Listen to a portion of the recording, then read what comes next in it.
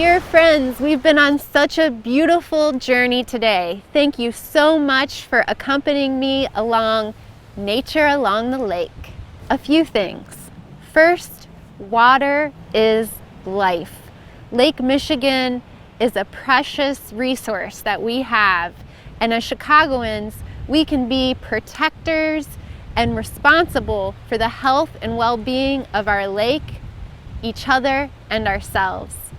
Secondly, I'm with Friends of the Parks, and this program is meant to help build our relationship with our environment around us so we can be friends to our beautiful lakefront and all the creatures that inhabit it, as well as our fellow Chicagoans. So thank you very much for going on this journey, and I'll see you in the winter.